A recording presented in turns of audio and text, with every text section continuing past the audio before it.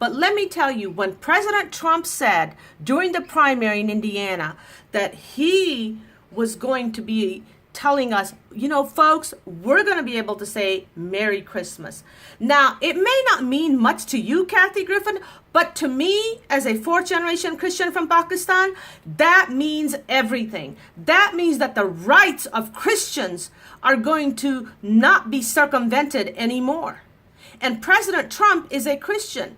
Now, when you depicted that head of President Trump being held up, beheaded, you insulted me. Not only did you insult me, but you insulted every person, every Christian that has ever been beheaded for their faith. It was not just about hatred, but it was about insulting people. You insulted his children. You insulted his wife. You insulted the Christians in America. You insulted people, and shame on you. Shame on you, Kathy Griffin. I am so glad that Criminal Linton News Network, as in CNN, fired you. There should be worse action than that. You don't care about Christians, but let me tell you something. As a Christian from Pakistan, I am very, very grieved in my spirit. I wept before I went to bed last night. I was like, my father brought us here to America as Christians so that we could have opportunity. Now, you may have grown up in your life free, but you know what? Over there, the people don't have that. You don't seem to understand it. And you have totally dishonored Christians that have been beheaded for their faith. I am appalled. But you know what? Let me just spell it out for you. I wrote this poem, and I'm a writer, I'm an artist, and I'm a Christian. But you know what? I am not God Jr. President Trump is not God Jr. None of us is.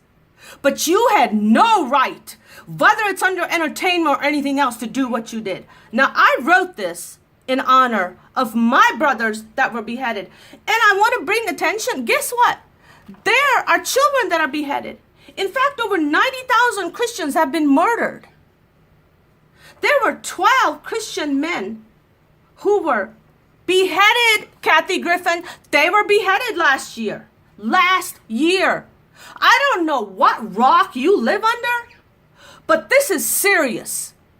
Okay, so I wrote this for my brothers who are Christians that were murdered and beheaded, that you found to be so funny. Your apology came a little too late. An ode to my brothers. Their blood runs free.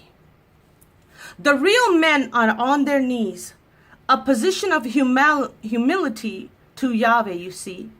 They were sons, fathers, husbands, and brothers. The world looks on in sadness as we watch the utter madness.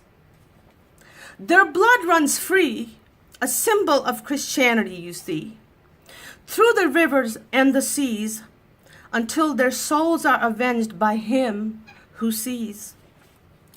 The Spirit bears witness, water mixed with blood. They died a martyr's death, beheaded for their faith in Messiah. Their souls live on forever until the day of vengeance, you see. Barbarians are marching, but there is one who is watching. On a white horse he's coming to avenge the death of his saints. Until then, let's all be praying, warring and hoping and saying, "O Lord, come quickly." Now, I want to remind you, President Trump is a father. He's a son. He's a husband. He has a family. He has a young son who has been traumatized by all this crap. An 11-year-old child. Oh, and by the way, one of the children that was beheaded last year by ISIS was a 12-year-old boy. Shame on you, Kathy Griffin. This is my President Trump, and I am proud to call him my president. Shame on you. Shame on you, Kathy Griffin, for what you've done. No apology is going to make up for what you did.